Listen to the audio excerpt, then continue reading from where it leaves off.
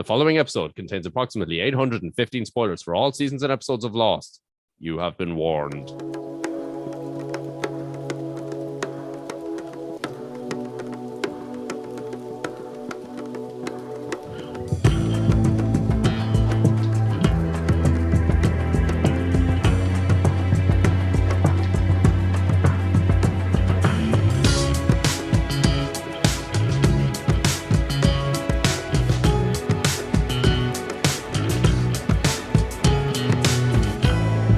Well, what do you fucking know? Look at this. It's my second episode. Hello, everybody. Good morning, good evening, good afternoon, good night, wherever the fuck in the world you are. You know us. You love us. It's your boys from Lost the Plot. My name's Ado, and you know this beautiful bastard. It's Dave. What's up, Ado? I'm watching your video feed here, and your mic, you've got your background up for the listeners, and your mic just kept appearing in and out of existence, basically. You can't usually see it, but then you move your body in a certain way, and it makes the entire mic stand like appear for some reason. Yeah, but it was doing that like on and off. We're already starting off with visual content on an audio medium. I apologize. How you doing? So far, so good. I thought you were laughing at the fact that while I was getting that spiel out, I was dribbling. Oh, I can't see that. Your camera's not that good. I was on such a roll, I couldn't stop it. But before we go any further, I got to finish the intro. Yes, it's your boys here from Lost the Plot, two Irish lads who talk absolute knob about ABC's hit show, Lost. Dave. That's what we do. Dave, how are you doing? I'm good, man. Not a lot going on. I'm about to finish my job, which is nice. Next week, I have 3 more working days left. I think I got another job. I was telling you off air in Toronto for when I land. So now tell me about this. What do you mean by you think you got it? Well, they emailed me and said, "Great news! Give us 3 references." And got it. Yeah, it would be needlessly cruel if they were like, "Thanks for the references." Anyway, we're not going to go ahead. Now, maybe the references will give me a shit review, but I doubt it. I've paid them handsomely. Yeah, I'm pretty confident this is like a universal thing that employers do not ask for references unless they know they want you for the job. Like they're going to offer pending references. Now, I would like to know the percentage of employers that actually follow up on references, because I have had it I was going to say implied. I mean, I've had it straight up revealed to me by a former manager in a job. I think I gave her a reference, and but the boss that I referenced, he's a bit of a character. So after I got the job, I brought it up to her. I was like, "Well, what you think of Johnny?" And she was like, "I didn't call him. I just needed to know you had references." Now, to be fair, this was for a retail job in my very early 20s, so maybe they don't really give a shit for jobs like that. Nothing against people who work those jobs or those kind of jobs, but this one is a bit more of a serious and somewhat more qualified position. For legal reasons, I'm going to say that I've witnessed this at some point in my life in the workplace. That like exactly as you said, sometimes for line staff, it doesn't really matter, the whole references thing. Or if the workplace is especially desperate to get staff in the door, they don't want to add, more steps to the recruitment process, as is absolutely necessary, in the fear that, this member of the workforce will get snapped up by somebody else, which I've seen. I guess in the cases like that, it's like a last minute stress test, calling someone's bluff one last time. It's like, all right, we're going to give him the job, but ask him for references and see if he caves under pressure. You see, here's the big question, right? Kids who are starting out, age 17, 18, whatever, or even in their early 20s, they're coming out of college and they're going to get their first job. What fucking references are they meant to have? And how did you get around that, Dave? I don't even remember how I got around it. Oh, actually, I do. Never mind. I took part in. We don't have to talk about this because it's incredibly boring. We don't have to talk about it for too long. But I was one of the people who was unlucky enough to take part in the Irish government's JobBridge scheme. Do you remember that? Oh, Scambridge. Yeah, circa 2011, 2012. I remember Scambridge. Look it up, I guess, if you're interested. JobBridge. It was basically government funded, unpaid internships, essentially. You got it was when you're on unemployment benefit, you got an extra, we call it the dole here, you got an extra €50 on your dole paid for by the government. And the company you were unlucky to work for got incredibly cheap labor. I worked it out one time, stupidly, because I was working 40 hours a week and I was calculating what I got for unemployment plus the €50 on top of that for JobBridge. I was like, I wonder what I'm making hourly. €3.40 or something. Yeah, but you described it as cheap labor for the employer. It wasn't cheap labor for the employer. You see, cheap implies that they had to pay very little. They were the ones getting paid. No, you're right. Yeah, I'm pretty sure. Yeah, they were like subsidized for these workers. Right. This is where the government funding went. Yeah. Now, to be fair, I was working for a nonprofit company. They're a great company that do great work. So I would never like. I mean, if those type of workers were gonna go anywhere, I would want it to be to non-profit companies. Do you know what I mean?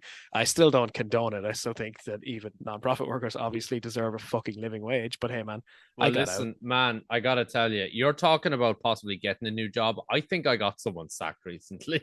Ooh, your work stories are unmatched.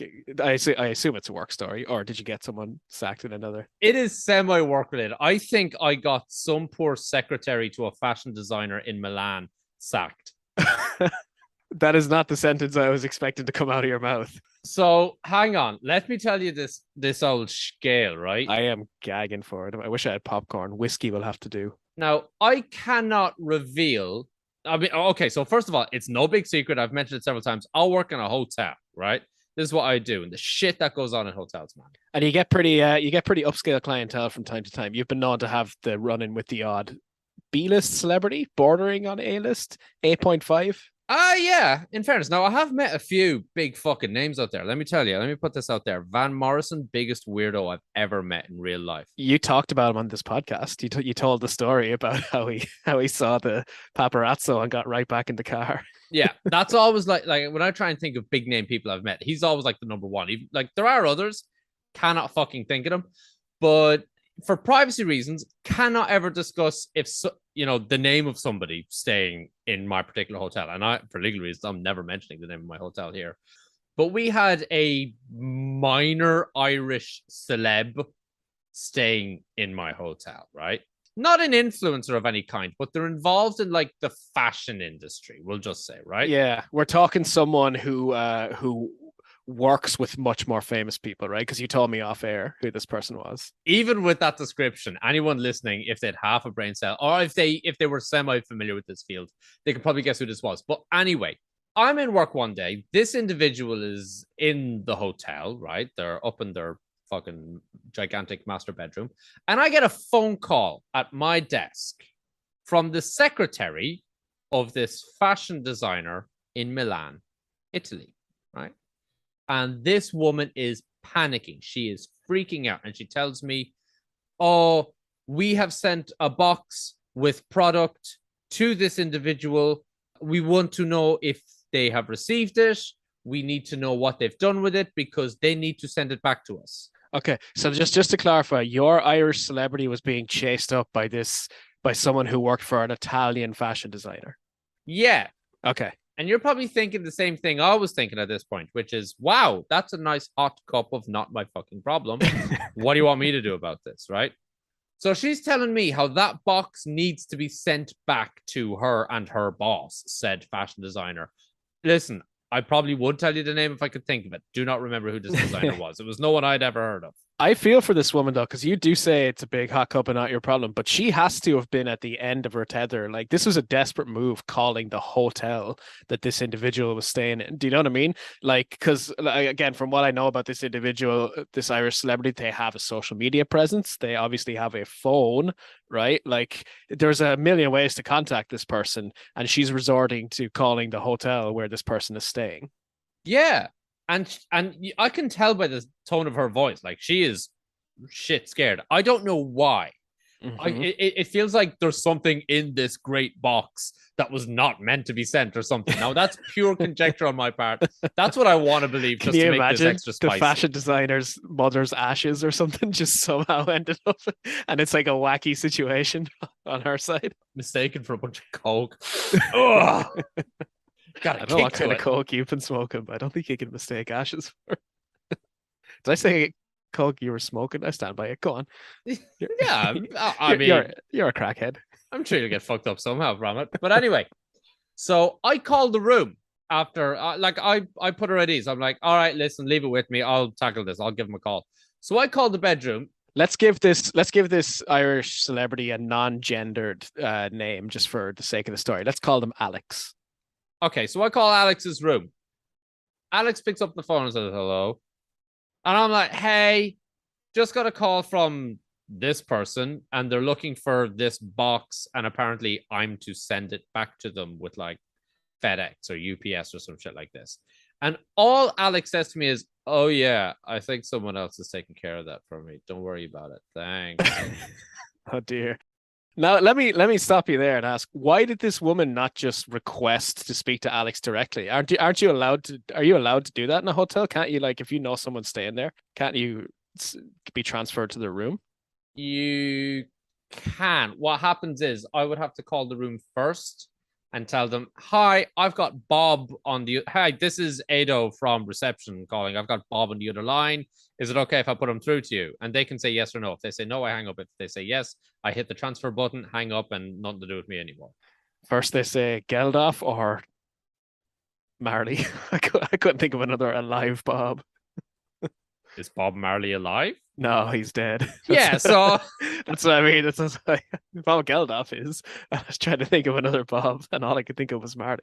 So anyway, what the celeb Alex, quote unquote, meant by someone else would take care of it for him, what he actually meant was someone else entirely came down to the desk where I was standing with Big Box and left it with me. So when Alex said someone else was taking care of it for him, he actually meant me. He just didn't fucking know it. Wait. So you had seen this box earlier today, or you hadn't been alerted to its presence yet? No, I had no fucking clue until I got the phone call about it, and then B, about 10 minutes later, it was dropped down in front of me. I'm like, oh, this must be said box, right? Mm-hmm. It's like a square meter. It's a box, right? But it's fairly light. It's okay. And I'm like, okay, fine, whatever. So I need to schedule fucking UPS or some shit to come collect this. Okay, fine, whatever. So I called back the fashion designer office in Milan, and they're like, oh, yes, praise Jesus, praise Allah, fucking whoever. Thank goodness you have it. There's a return label inside the box. And I'm like, okay, cool. Oh, so you got to open it. Oh, yeah, I had to open it. There was just like a suit carrier with a suit in it and a pair of gloves, like whatever. A suit of cocaine? A suit made of cocaine. Don't wear it in the rain, kids. Don't sweat too much in it either. But anyway, I had to abandon said box and I had to leave work rapido about an hour and a half early due to an unrelated reason that I'll get into as well. Don't you fucking worry about it. I'm full of stories tonight, Jason, right? Full of stories, yeah. And basically that box ended up not getting collected, and apparently this poor woman has been assaulting the hotel with phone calls asking what the fuck's going on with it. Now, it's not entirely my fault, because the reason I had to leave the hotel fucking rapidly is the same reason I called in sick today. I don't know how to say it. Dave, I've got the shits. The continuing deterioration of your health due directly to this podcast continues. Man. Okay, so we've all used it before. And if you tell me you haven't, I know you're lying. We have all gotten out of work sick with the excuse of food poisoning, right? Oh, yeah. This has been... I mean, I've had 6 grandmothers die as well in college and in work. You know, there's all these excuses that just get used so fucking regularly. And food poisoning is one that a lot of people like to use because they don't know what it is. As in, like, they don't know what it's like to experience food poisoning. It doesn't come with a lot of follow-up questions. That's the nice part of food poisoning. Thank fuck, right? Yeah. But the thing is, a hotel technically counts as a food and beverage environment. So we all have to be fairly fucking knowledgeable about food poisoning in case somebody comes back to us and says, hey, I got food poisoning at your place.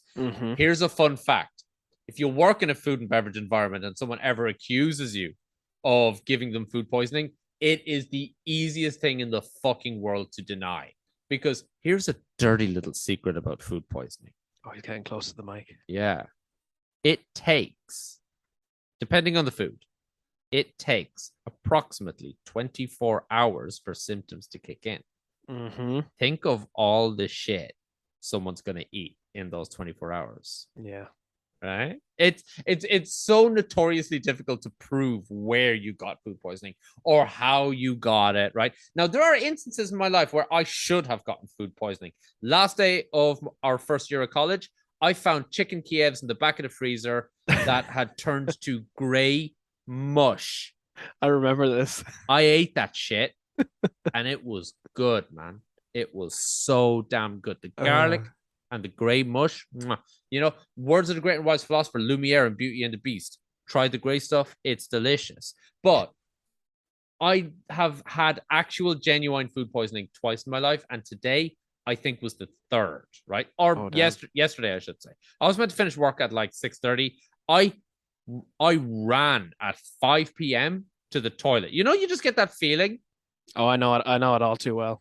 Yeah, like you need a shit, but like I can hold it for like another 5-10 minutes. I'm just gonna finish whatever I'm doing here, and then I'll go and I'll drop the kids off at the pool. No, I got that sudden feeling of, oh shit, it's happening. The troops are at the gate. Okay, I gotta go. So I ran. I was on the bog for like 20 minutes. You call that food poisoning? I call that anytime I eat Mexican food. Seriously?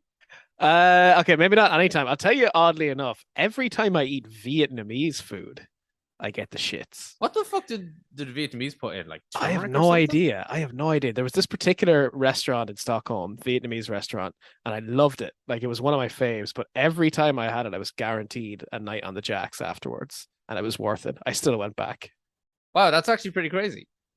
Vietnamese food of all fucking things. I don't know what it is. There must be something that doesn't agree with me, and I have a feeling it's like, I don't know. I don't eat a lot of seafood. I mean, as in I eat almost like I eat none basically because I don't like it. But I know Vietnamese food, they put fish sauce in the sauces a lot, or could it be trace amounts of Agent Orange?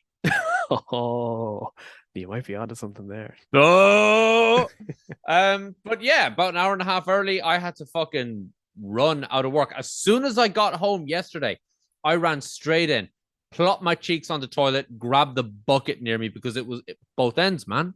Oh shit. Both fucking ends. Fever, cold sweat, white face. I thought I was dying yesterday. But thankfully, I've had food poisoning twice before in my life. And both those other two times were within the last 7 years, right? At my age now, recent history, right? In the middle of the night, I had to get up, stuck on the loo again for like another fucking 20 minutes. And here's the thing. When you have diarrhea, I'm so sorry, listeners, for getting so graphic on this and this going on for a long time. But when you have diarrhea, it's not like a normal poo where, you pinch off a loaf, you drop it in, and you're done. No, when it comes to diarrhea, you don't know when you're done. You just have to hope. If you forget your phone when you get the shits, that's the worst. Because it's pretty bearable if you can just sit there, scrolling Twitter for a while or whatever, and you just let it fall out of you. But yeah, there comes a point where you just have to decide, okay, I'm going to take the risk, wipe, and go back to whatever it is I'm doing. And even today, I was just not great. Called in sick to work, stayed at home, watched my episode of Lost for today, took my notes, did all my shit. Well, now it's time for me to get close to the mic because I want to address the listeners here. We put out a good product for you every week. We work hard at editing this. But don't you think for a second that we're going to edit out every time Ado needs to run away and take a shit? You're going to sit there. He's going to bring the mic with him. And you're going to sit there like a good little listener and listen to him have the shits. It's only times like these when I have the shits, I start thinking to myself, man, I really should invest in a butt plug. Do you want to hear a fun fact about poo? I do. So here's a fun fact for you. If you need to pee, right? And this works no matter what your genitalia. If you need to pee and you hold it, if you hold it long enough, you will urinate. There will come a point where you cannot hold it. Oh, dude, I know that all too well. I had, just before I left Stockholm, I had a near miss on the train. I went out for a couple of pints with a friend, and I had to like piss in the train station. I was the last train station on the line. I had to piss like right outside it. Luckily, it was outside, but it was like where people wait for buses. And mercifully, there was no one Oh, around. There was two dudes sitting in a car across the road who kind of looked at me, but that was it. And I just pissed right where these people would later be waiting for a bus. I got to that point, like where it just was not going to stay in anymore. It was horrible. oh man, I feel you. But yeah, if you need to piss and you just hold it indefinitely, there will come a point where you cannot hold it and you will urinate yourself. However, if you need to shit, you can hold it indefinitely so that it never comes out your ass. Dude, again, more anecdotal evidence on my part. 3-day music festivals. I went to Oxygen, an old Irish music festival that used to go on every year. I went to Oxygen as a young man, 19, 20 maybe, and didn't shit for 4 days because the porta potties were that disgusting. My body just decided we don't need to be dealing with that. Now, do you know what happens if you go a certain length of time without shitting? You can explode. Here's two options for you. Option A, does it keep building up inside you until something bursts and you die? Or B, it goes back up and you vomit it? Oh, it's B? Correct. Gross. Wait, does it look like poo coming out? Not a clue. I haven't gone that far yet. Wow. And okay. I'm not fucking going to. Well, listen, if there's a listener out there who wants to be a guinea pig for us and try this, losttheplotlads@gmail.com, hit us up. We'll give you a shout out on the pod. Speaking of butt plugs, nice plug there. Nice. All right, should we get into it? I see why the fuck not. Dave, you ready for this shit? Yeah, I'm ready. All right, let's go. Alrighty, so this week we've got Lost Season 2, Episode 4. Everybody Hates Hugo. I don't know. I was trying to do a everybody hates Chris thing, but I forget how that goes. Well, I assume like Everybody Loves Raymond, Everybody Hates Chris were on the air at the time. I'm guessing it's something of a reference to them, right? Was Raymond still on the air at this time? Ooh, I don't know. Let me look that up. While you're looking it up, here's some information to help you. This episode was first aired in the United States on October 12th, 2005. Everybody Loves Raymond ended 2005. I don't have a date yet. Hold on. May 16th. So it had just finished. Yeah, but still big in the whole, social, cultural zeitgeist. Yeah, absolutely. That was like the quintessential American sitcom, right? Yeah, I didn't really watch. I don't think I've ever seen a full episode. I mean, I must have at some point, but I didn't really absorb it. Nah, bit before my time. Yeah. Although Ray Romano, he looks good these days. I watched that movie, The Big Sick, recently, and he plays. He's got a role in that, and he's looking good, and he was really, really funny in it, and like really good performance. I tell you, Ray Romano. The longest amount of time I've ever spent looking at Ray Romano on screen was an interview he did with Barack Obama. Really? Who was interviewing who? No, he. Yeah, Barack Obama fucking interviewing someone. Imagine that. No, it's kind of done almost half as a comedy sketch. It shows him driving up to the gates of the White House, and they're all like, "Who the fuck are you?" Like, no, you can't drive in here. But he ends up going up. Barack waves him in. What is Barack Obama's first name? Who knows? What is Obama's last name? And he ends up going up to the White House, meets up with Barack. They go for a drive like around the grounds. They're not allowed to leave the grounds. And they end up having most of the interview, I think, in like the canteen of the White House that's underground or some shit. And they have small talk about, I don't fucking remember anymore, like the coffee that's available down there or some shit. Ray Romano, huh? Why? Random. I have no fucking clue. But the thing is, Ray Romano was the starring actor in what I described as the quintessential American sitcom. Arguably the biggest American sitcom of all time, rivaled maybe by Friends, which I would say it passed the torch to. I don't know if Everybody Loves Raymond was that big, was it? It was definitely wasn't Friends big. I would say Seinfeld was probably more successful than it as well. Oh, I'm thinking of Seinfeld. I totally just got those mixed up. Never mind. They are not alike. Seinfeld is a good show. But that is Ray Romano as well, right? No, he's not in that. Who am I thinking of? Jerry Seinfeld. Jerry Seinfeld. Jerry Seinfeld is the lead, and then you have who played George Costanza. What the fuck's his name? I thought the actor's name was George Costanza. Nah, Jason Alexander, and then you had Michael Richards and Julia Louis-Dreyfus. Hang on, I need to Google Ray Romano. Okay, so that's Ray Romano. Yeah. Hang on, and Jerry Seinfeld.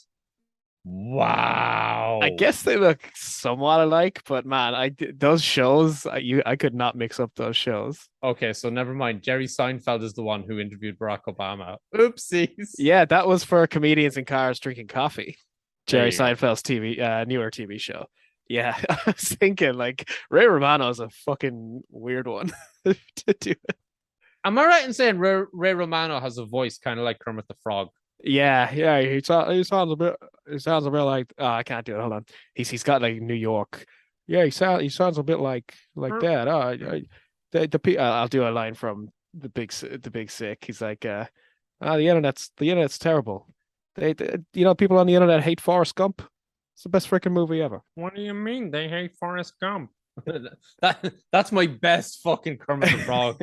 I was gonna say if you go somewhere in between your impression of mine, you get a pretty good Ray Romano. Okay, we're halfway there. But anyway, as I was saying, this episode was directed by Ray Romano. Is that what you were saying? No, it was directed by a dude named Alan Taylor. Alan Taylor. Have we had him before? No, we haven't had Alan Taylor again. And fun fact, we're never going to have him again. This is a one and done. I know that name though. He's directed some big shows, right? Oh, let me tell you. So he's what's the phrase you used before? Like he's a journeyman director. Journeyman, right? Yeah. He's directed a whole ton of shit. Some of the stuff under his belt. He's got Sex and the City, right? Mm-hmm. Sopranos. Yeah, I'm looking at this list now. And Game of Thrones. Damn, Boardwalk Empire, Deadwood, Mad Men is on there. Yeah. Holy shit. Oh, he directed the Many Saints in Newark as well. That was the Sopranos prequel movie. Not that good. So that's the director, Alan Taylor. Not going to spend too much time on him because this is his only Lost episode. Yeah. However, this episode is written by Edward Kitsis and Adam Horowitz. Hey, okay? Kitsis and Horowitz. We got them towards the end of last season. I remember they always come. They're a package deal, them too, right? Yes, they most certainly fucking are. When did we have them towards the end of last season? Ooh, because from my information here, they only did the teleplay for Born to Run. That was it. Yeah. Yeah.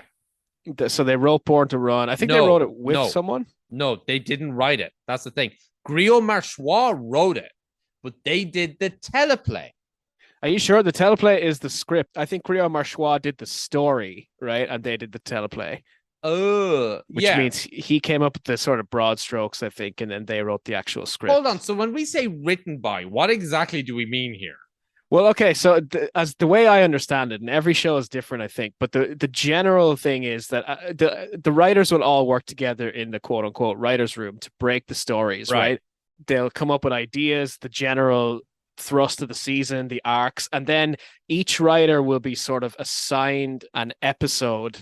Now, as far as I know, this can be as much as like that writer writes the full episode on their own, or the entire writer's room writes it, and the reason they get credited is for WGA purposes. That's my understanding. So it can vary, but particularly in comedy, though, in comedy, a writer will get a script, and then the entire room will punch it up, right? So if it might be lacking in jokes, or they might have jokes that they think, okay, throw it to a room, someone can do that better. With drama, it's a little different. I'm pretty sure in drama they tend more to focus on the broad strokes in the writer's room, and then the writers are assigned episodes and they go away and write them. But again, all right, so let me put it this way: Kitsis and Horowitz got teleplay credit for Born to Run, but their first writing credit is this episode. Gotcha. And this is the first of 20 more episodes that they work on, right? I don't think it's 20 more. I think it's 20 total, including this one, right? Gotcha. Horowitz and Kitsis and the Lost writing staff. Sorry, I'm just reading from my notes here. They have won the Writers Guild of America, as you mentioned, the WGA award for Best Dramatic Series at the February 2006 ceremony for their work on the first and second seasons of Lost. There you go. Go on the lads. Yeah. Out of the town. Yeah, fine bunch of lads. Right, will we get into the episode? Let's do it. All right, let's fucking do it. And in typical useless me, we have the previously on Lost section, and all I've written down for it is Jin, Sun, Michael. Yeah. Do you know what? I never usually talk about the previously on Lost, but I did notice something funny about it here. Wait, why did I write Jin, Sun, Michael? It's Jin, Sawyer, and Michael, isn't it? Yeah. The fuck? Okay, never mind. I'm sure there's a shot of the sun at some point. But yeah, there's a funny cut in the previously on Lost because we get the whole the raft being launched and Charlie hands Sawyer the bottle of messages, which features later in the episode. But it's really funny because it literally cuts from Charlie handing Sawyer the bottle to Sawyer and Michael floating on a piece of raft looking at the island. It's got real like how it started, how it's going vibes. Yeah. Although, I mean, we've been through these scenes quite a lot in the previous 3 episodes. We know what's been happening so far. We only just need the broad strokes of this particular story to bring us back up to speed. Not a lot has happened. The boy sailed off in a boat, got attacked, boy kidnapped, boat's in ruins, they float back to the island. Yippee. And again, it makes note they also had a bottle of messages with them. Just in case we forgot that existed. So, we cut to the episode. We're in the hatch in one of my most remembered scenes of all time. Yeah, this is great. I remember this scene so... I think we all remember this scene because it's so outlandish. It's so out there. Hurley is in the pantry, in the hatch down there. He is gorging himself on the food.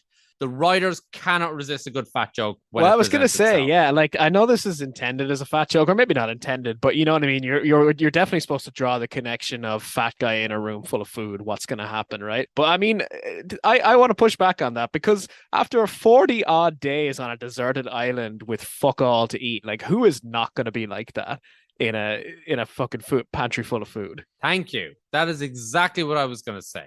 Yeah. But here we have Hurley. He's in the pantry. He's horsing it into him like it's going out of style because let's be honest, it kind of is. He almost bites into the wrapper of the chocolate bars, which is a little excessive. Like, yeah, okay. I mean, maybe slow down, big guy. Calm down. You're an animal. Chew your food. So Jin appears out of fucking nowhere. Hiya, Hurley. Hurley turns around and Hurley's just shocked. He's like, dude, you're speaking English. And Jin says, no, Hurley, you're speaking Korean. And Hurley's like, nah. To be fair, Hurley says a couple of things in Korean here. His pronunciation, I mean, this is obviously to my very untrained ear, but it seems like decent pronunciation, doesn't it? It sounds good to us ignorant Westerners who don't speak any Korean, right? So he convinces Hurley that, no, you're actually the one who's speaking Korean. Hurley then sees a random dude in a chicken outfit. Yeah. And Hurley's confused why he's here. Then we hear the beeping starting. Okay, we're familiar with this beeping already. It means it's the hatch's way of telling the characters, you need to push the fucking button, okay? Yeah. And the dude in the chicken suit just says, everything's going to change. And then Jin says, have a cluckety-cluck day. Much to Hurley's confusion. Yeah. That never fails. I assume it's like a phrase they said in the fast food restaurant he worked at. It never fails to remind me of GTA San Andreas. What was the chicken restaurant in that called? I don't remember. I never really played San Andreas. Oh, really? I know you used to go in and the person working at the counter would always be like this, bored teenager, and they'd go, cluckety fuck, can I take your order? The Cluckin' Bell. The Cluckin' Bell, that was it. Yeah. Cluckety fuck, what do you want? But the guy in the chicken suit then says in a distinctly woman's voice, wake up, Hurley. So then Hurley wakes up. This has clearly been a dream. But before we move on from that, I want to draw attention to my favorite bit of that scene, which is the music. Yeah. The music, I don't have much to say about it. It's just this wonderful twinkly piano piece. It's called My Conversation by the Uniques.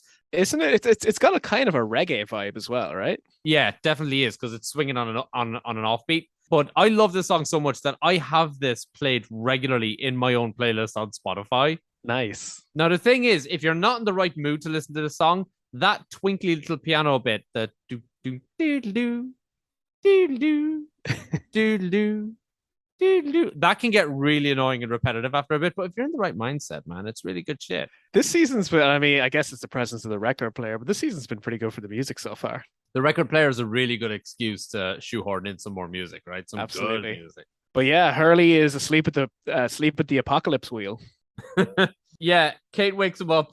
And he just kind of looks a little bit dazed and confused, like he doesn't know what to do with the beeping. And Kate reminds him the numbers are there on the screen on like a little post-it note, and he's just looking at her like, yeah, I remember the numbers.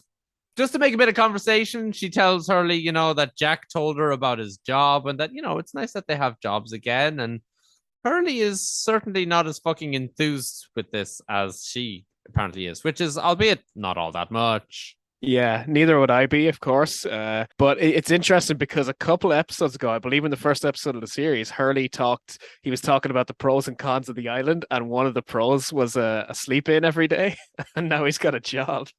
So you can see why he's annoyed. Yeah, he's literally being woken up so he could do his job. There you go. Oh, man. Even when you crash land in paradise. Although far from fucking paradise, a lot of bad shit's happened here. There's a monster. People have died. Anyway, we cut from that to the jungle. We've got Sawyer, Jin, and Michael, and they're in the pit, the hole, whatever you want to call it, the makeshift cage in the ground. Sawyer is longing for some water. Jin wants to do something, but he doesn't speak English, so we haven't a fucking clue. We assume he wants to make another attempt at getting out. Jin has an inexplicable craving for fried chicken all of a sudden. Hurley like psychically implanted it in him. Hiya, Hurley. Got any chicken? I'll tell you what, the Korean fried chicken is, so I bet Jin is craving that. Oh, man. Making me hungry here. Actually, you'll never guess what I had for dinner right before recording this. KFC. Yep. Ah, nice. Literally, just from watching the episode today, I was like, do you know what? I need some fucking fried chicken, man. The subliminal advertising worked. It wasn't even all that fucking subliminal. Yeah, I guess. And they left an item out of my order. I was really pissed off.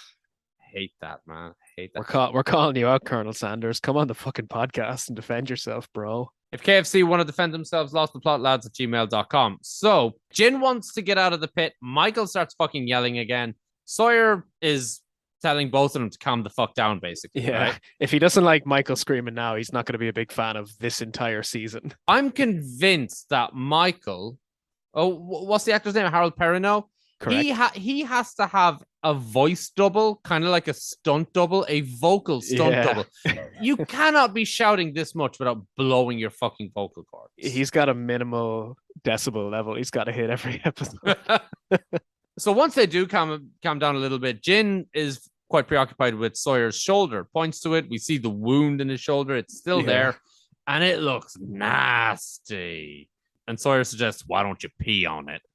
Is it me, or was there a glint of recognition in Jin's eyes? Probably from Hurley telling him to do the same thing last season when he stood on the sea urchin. Do you remember? Pee on it! No, there couldn't. Okay, I mean, maybe there is. Maybe the writers wrote that in. That would be a great little Easter egg. Yeah, I mean, I'm mostly joking, but I did see when Sawyer says pee on it, Jin's eyes kind of like react to it. So yeah, I don't think it's a stretch. As soon as the words are out of his mouth, the pit opens up again, and random black guy up there, who we know is named Mr. Echo, throws him down a rope. Now, they're reluctant to use said rope and get out of said pit. Ana Lucia provides a very convincing argument to get them to climb the rope, which is move or I'll shoot someone. Granted, good argument, okay. Exactly what they taught her at the academy. Yeah, now Sawyer's calling her bluff. He says, nah, don't worry, she ain't going to use that gun. There's only one bullet in it. But he's interrupted by a fucking rock to the head. I laughed so much at this. Like, I think I had to pause it because I don't know why it was so funny, but it's just so well timed. It's such good comedic, like, yeah, it got me. It tickled me. I really wanted a sound effect of like a rock hitting a coconut. They're like, donk, boom. Yeah. And his reaction is perfect as well. He's just like, the son of a... Yeah, it was great. The dynamic between Ana Lucia and Sawyer in this episode is fantastic. It's really good. It's a great example of how two perfectly well-written, well-rounded characters interact well with each other, right? So Jin gets out of the hole, Michael gets out of the hole, Sawyer ain't going nowhere. He says, you want me hot lips? You're gonna have to come down here, and bam, the cage is closed before he can finish his thought. And in the darkness, we just hear the word bitch. And then we get the title card, which is the best like prelude to a title card. It probably, I don't think they're going to top that. Bitch, lost. You want me? You're going to have to come down here and... Perfect.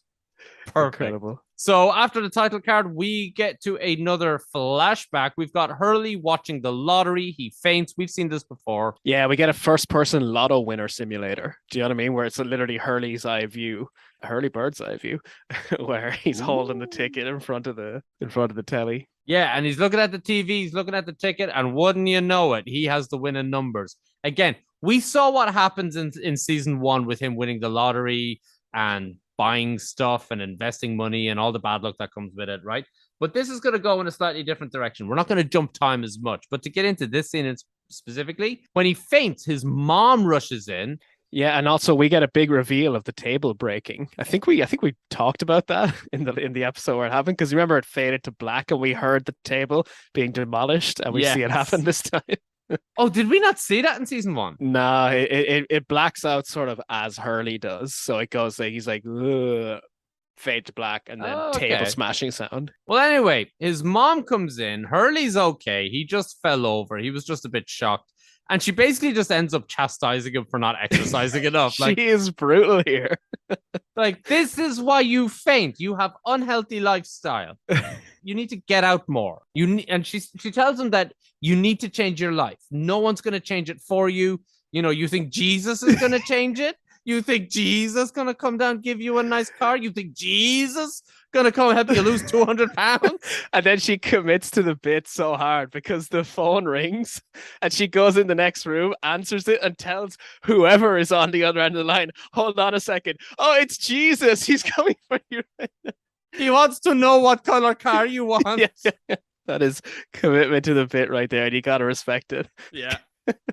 You and me can respect, commitment 100%. like that. So good. So good. We cut from that to the beach. We've got Hurley washing his face in the water. Charlie rocks on up. He wants him a little bit of one-on-one convo time. He's got the baby strapped to him. And like, what would you call that? Oh, there's a word for that, right? Bjorn. A bear? Baby Bjorn. Yeah, but Bjorn is a bear, right? I guess so, yeah. Svenska? Yeah, på svenska. They mentioned it in the last season, and Charlie inaccurately said it was like Dutch for baby carrier or something. Do you remember? But it's Swedish for baby bear, I guess, which is kind of adorable. It can totally be baby bear. I mean, translations can get real fucking weird. But anyway, So Charlie rocks up to him. He's got the baby, and he wants to know about the hatch. He knows that they've gotten into the hatch, and he knows that Hurley's been out there. So he's like, what's the scoop, my guy? What is happening? Tell me all about it. Spill the tea. And Hurley starts telling him it's like, it's a bunker like from World War II, but a bit more modern. And then he very obviously tries to lie by saying, I only know what it's like because people told me. I haven't actually been down there, It's such an obvious lie. Doesn't fool Charlie for a second. Charlie just immediately gets annoyed that he's being lied to and fucks off. Yeah. Charlie is a pain in the arse in this episode. Can I just say that up front? I hate him in this episode. I'm going to correct you on that one. Charlie is not a pain in this episode. This episode marks the beginning of Charlie being a pain for many episodes to come. Yeah, true. He sucks. Charlie becomes like one of my least favorite characters for the next 2 seasons. Yeah, but he's there like guilting Hurley with the baby in this scene, and he's like, and Hurley's like clearly not in the mood, but Charlie's just not reading the room. It had interesting echoes of Hurley's last episode where, he was going out into the jungle, and Charlie was like, oh, I'll come with you, and he's like, dude, I want to be alone right now. Like every episode of Hurley's, Charlie ends up pissing him off. Charlie's just like a fly buzzing around him, and he's just like, go away, man, like fuck off. Fly. But after Charlie fucks off, we then cut to a scene of Rose on the beach. She's just washing some clothes, doing her thing. Rose is back, baby. We love Rose. Good to see her. We stand for Rose in this household. We do. And Hurley swings by, basically questions her, hey, why are you not asking me about the hatch? I love the attention of people asking me about the hatch. Why are you not asking me about the hatch? She don't give a fuck. Not a flying one.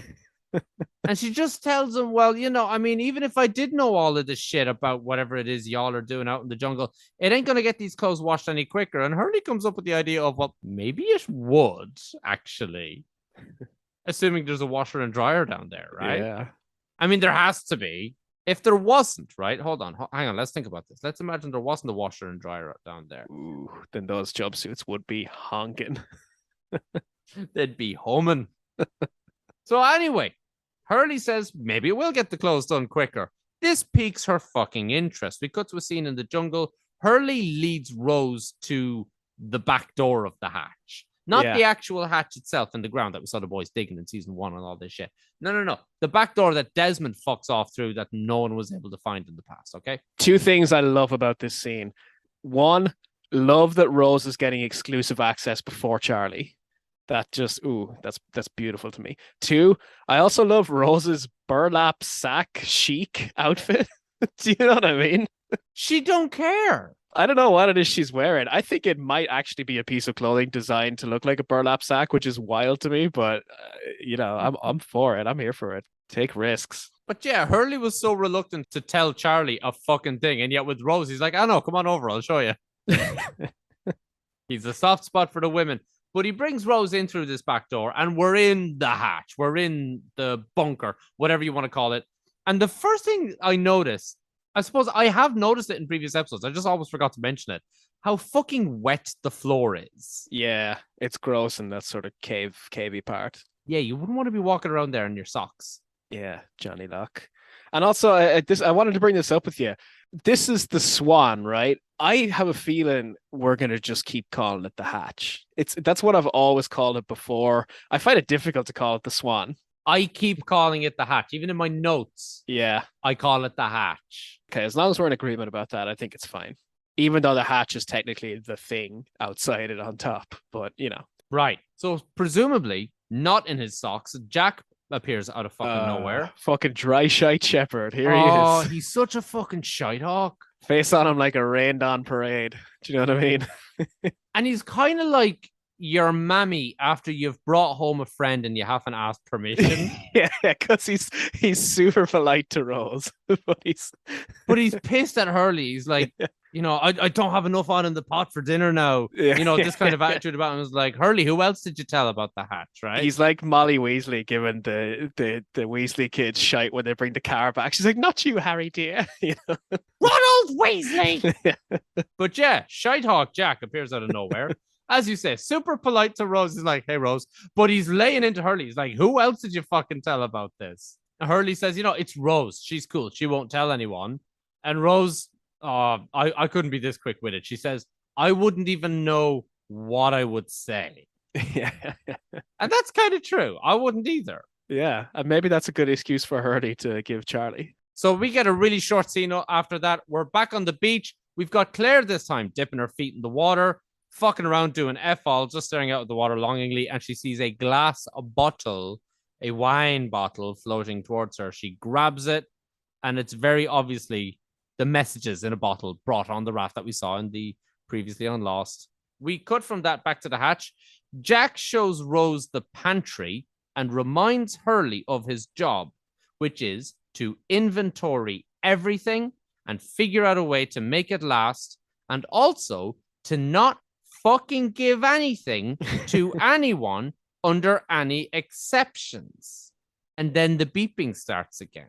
Rose is obviously quite curious about this. She wants to know what it is. And Hurley's just like, oh man, like it's a long story. Okay.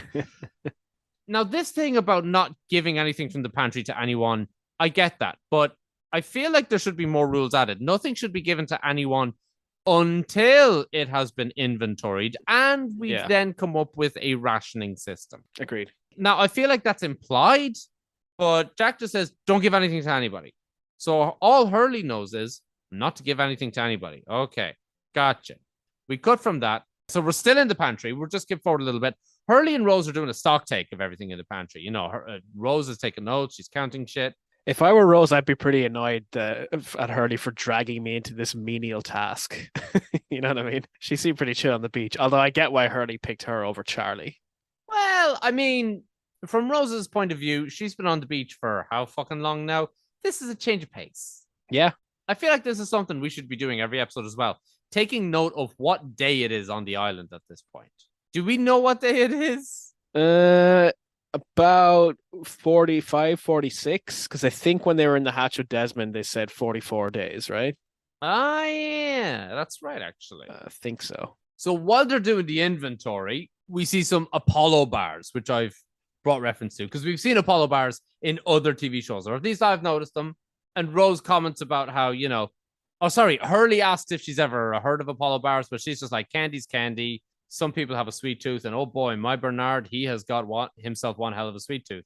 Yeah, a mouthful of sweet teeth. Amen, sister. Samesies. Yeah. Oh, tell me about it, right? Hurley's kind of interested by the fact that she's talking about Bernard in the present tense because he was in the tail section of the plane. Mo fucking dead, right? but no. But no, Rose very gently insists that no, her husband is actually alive. Then Kate swings by out of nowhere and is like, hey, is there any shampoo here? Rose opens her fat fucking mouth and says, yes, there is shampoo. It's right here on this shelf. Kate comes in and snatches it and dashes off. And Hurley's just like feebly trying to say, no, wait, don't, no, you can't, no. Okay, whatever. Rose defends what she did by saying it's just one bottle. And Hurley's like, yeah, that's where it starts. Yeah, which is a telling line based on what happens later on in the episode. But is it that big a deal if some shampoo is gone? Surely the food is the most important thing, right? Hurley brings this up later in the episode. But yes, Dave, it is a big fucking deal. I don't know why I couldn't think of that word. But it is a big fucking deal if one bottle of shampoo goes missing. Because now Kate has a bottle of shampoo. So when Shannon fucking comes down and she's not allowed to take anything, but Kate has a bottle of shampoo. She could spray it in people's eyes. She could go all felon on everybody. Yes, exactly. That's where I was going with this. But anyway, after that scene, we've got a nice little flashback. Hurley is at work in Mr. Cluck's. Is that what it's called? Yeah, something like that. Yeah, he's working in Mr. Cluck's. Pretty uninspired. Basically a KFC / Taco Bell / whatever fast food chain that deals with fried chicken knockoff, right? And he's looking at his lottery ticket. So he's obviously not cashed it in yet. He's hesitant to do so for whatever reason. Mulling it over. Yeah, I think we find out why he's hesitant later on. And he's called into the manager's office. Not before he's interrupted by his dweeby little friend who, do you recognize that actor? I recognize that actor from only one. I know I've seen him in a ton of things. Actually, I can think of two things. One, he's in Scrubs. Yeah, probably. And second of all, he's the undercover DEA agent in Breaking Bad. He's a dweeby little cop, and there's some great lines from Saul Goodman when Saul comes in. I think it's one of his first appearances. He comes in to defend Badger. he's like back to kindergarten.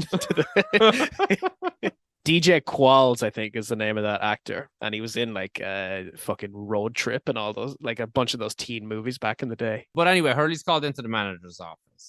And Hurley sits before the manager, and the manager says, do you want to tell me something? And Hurley is deer in headlights. He's like, no. And he's like, you sure? And Hurley says, no. So manager Randy swings around. Don't worry, we'll talk about him later.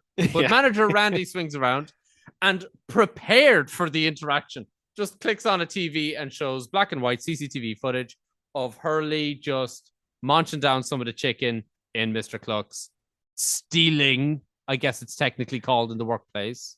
Yeah, it's a tough watch. You feel for Hurley. Nobody wants to be caught doing that. It's especially bad when he says, like, you owe the company an 8-piece family combo. And Hurley's like, I didn't eat 8 pieces. And Randy's like, you want to watch the whole tape?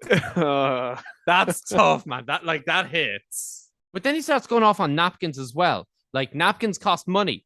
Do I need to remind you? It's only 2 per customer. We ain't made of money here. And then he says something like, if you were made of money, you don't need to work here. Or if I were made of money, I would not need to work here. Or something like that. And that triggers Hurley's brain. He's like, wait a fucking second. I am made of money now. And he just lives every hard done employee's dream with that ticket in his pocket. Just takes off the hat, the hairnet, and says, I quit, man. And leaves.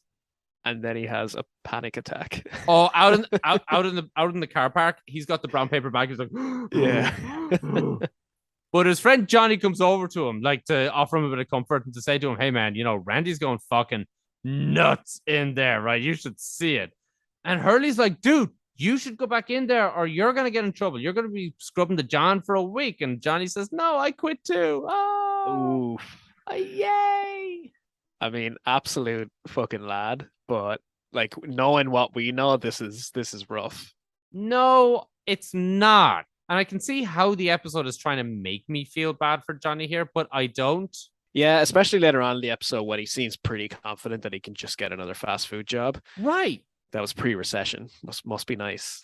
He's an adult making his own decision. Sure, it was spur of the moment and inspired by something he may not know all the facts about, but it doesn't change his fucking situation. Oh, what? We think Hurley's going to give him some of the money? Not a chance. I don't know. He might. Yeah, Hurley would. Yeah, he's a nice dude. Everybody loves Hugo. So anyway, we cut from that. We're back in the jungle. Locke is looking around on the ground and he finds a lemon. Yeah, it looks like a fucking lemon, right? Because he starts horsing into it. All I could think was the scene in The Simpsons where he's like, oh, yeah, you know exactly. You're making the face right now. The listeners can't see it, but all this talking's made me hungry. And he takes a bite out of the lemon, and then his face, like, well, I don't know, the sourness. It just recoils into itself. Like this is the grandpa figure in Shelbyville, right? Yeah, that's the Homer equivalent in Shelbyville. Oh, the Homer equivalent. Yeah, right, okay. The Homer ganger. Yeah. But yeah, like I wrote it down in my notes. Lemon ? Yeah, I just wrote, is that a lemon Locke found? And he just cuts the top. Now I wouldn't have thought of eating it this way, but it makes more sense. He just cuts the top off the lemon and starts squeezing it into his mouth, like horsing it into him. Right? I guess he wanted some juice. That's fair. Right. That makes more sense than eating it, I guess. I'm only thinking now, if I were to do that, I would have the worst stomach acid attack ever. And if I was stuck on that island with no Rennies or Gaviscon or anything, man, I'd be like, fucking kill me now. This would be the worst thing ever. That man has a stomach of steel. It would be like when Shannon couldn't find her inhaler for you. Ooh, yeah, actually, that's pretty bad. He said right about before taking a puff of his vape. But anyway, picks up the lemon and he's just fiddling around with it. And he says, I know you're there. Seemingly to no one in particular. And starts going off about how I caught you following me way back when. I've actually been walking a huge fucking circle and I'm amazed you didn't pick up on this. Locke and Kate love swinging their tracker dicks around, don't they? They love pulling shit like this. I saw you half an hour ago. Yeah. And so sheepishly, Charlie just comes out from behind a tree in the background. And this interaction is basically Charlie saying, all right, fine, you got me, but shit's going on. Y'all are talking amongst yourselves. You found something. I don't know shit. I feel like I've earned the right to know shit. I want to sit at this table. Yeah, he said he doesn't want to sit at the kids' table anymore. He doesn't want to sit at the kids' table. And I get that. You know, when one particular group of the survivors, they're all in on something. There's an advancement. There's a development in the hatch. And they're suddenly being very secretive. It's a little bit infantilizing to not be brought in on it. Charlie was annoying me so much in this episode, though, that I got schadenfreude watching him be annoyed, you know, watching him feel relegated to the kids' table. No, I wouldn't have felt that over Charlie. I mean, sure, he's annoying and all that shit, but knowing that he's being stuck at the kids' table, I know is going to make him even more annoying. This scene, case in point. Just give the kid what he fucking wants and he'll shut up, okay? Give the baby his bottle. So Locke says, all right, fine. What do you want to know? We cut from that. We're back in the hatch and we've got Saeed bashing away at that sealed door, the magnetic one. Jack comes on up, asks him how it's going. Saeed says it's not, basically. He reckons that there's like 8 to 10 feet of concrete behind this door. I'm wondering how he knows that. Sonar technology in his head. He probably whipped something up, you know. Constantly whacking off the door. He's able to tell by the reverberation of the sound waves. Oh, this is actually pretty dense. It's pretty solid, right? Yeah, maybe. He's got, you know, bat echolocation skills. And we do get an explanation as to why the piece of metallic debris is not being drawn in by the magnetism is because it's made out of titanium. I was so hoping you'd do that. That worked out beautifully. Nice. Jack does a little demonstration with the key first, and Saeed essentially says, fucking magnets, how do they work? Which is a quote from Insane Clown Posse. Thank you. Yes. Can you name the song? I can't. No, me neither. Fago is delicious. I used to know it. Yeah. I don't know why Jack and Saeed are so determined to get through this door. Yeah, it feels like there's nothing but death and misery in there, right? Like he'll go in and have his fucking body turned inside out if he gets any closer to it. I mean, Locke was the one that was so gung-ho about getting into the hatch. Jack wasn't as big a fan of it, except when, you know, the idea came up that it could be used as a shelter for the survivors. But now he's like, no, I want to go in here. I also thought that like Saeed would have a little more tact. Like, what if there had only been like a foot of concrete? He was just gonna smash through the wall and hope for the best. Right. Also, is Jack forgetting that they have access to dynamite? Oh, in fact, it's features later on in this episode. True that. Yeah, I guess the hatch is like sort of a new shelter and resource for them, though. So they don't want to be that reckless. You know, that could cause a cave in if they were to explode it with dynamite. They don't want to be just destroying that place. William. They're regretting that Michael fucked off on that raft so he could come down and say, oh no, that's a load bearing wall, you know, like yeah. Damn, yeah, Michael would know what to do. Where's Michael when you need him? Get him back here. Actually, we know exactly where Michael is because we will find out later. But because they can't go through the wall, Saeed comes up with the genius idea of going under it. And I thought this was a bit weird because how did they know they could go under it? But okay, whatever. I don't know about you, but I didn't remember this scene or this part at all. Jack and Saeed, like, I mean, it's not really, you couldn't even really call it a story in this episode. You know, there's not a lot to it, but here's the thing. It's the C plot of the episode. Barely. Plot is too strong a word. It's the C scene filler. But anyway, after the suggestion of possibly going under this concrete, we cut back to the jungle. Sawyer is still in his hole. Now, I say we cut back to the jungle, specifically this part of the jungle where Sawyer is being kept captive. Random big black guy, aka Mr. Echo, comes back, offers Sawyer the rope. And Sawyer's like, really sus about this. He's like, no. This situation has got sus written all over it. But Michael shows up and he's like, oh, you think we're friends now, right? Because Sawyer's like, you know, I need to know my friends are okay. But anyway, this convinces Sawyer to haul ass out of there. And we meet Ana Lucia again. And she happens to clock the fact that Sawyer's holding a rock in his bad arm. And she points it out. She's like, oh, you're holding a rock? You want to get some fucking revenge? Well, here's, you know, how's this for some fucking revenge? She decks him, hits him an almighty wallop, knocks him down, and pretty much like puts her boot on his chest, telling him what's what, who's who, and who's in fucking charge. Gives him a whole little speech about it. You can take the lady out of the police force. And Sawyer really, really does not like being told what to do. She gives him this whole speech of, you know, if I say move, you move. If I say jump, you say you first. You first. So Ana Lucia really gets it through to Sawyer that she's the one who's in fucking charge, right? You move when she says move. And she decides, you know, it's getting dark. We're going to head off now.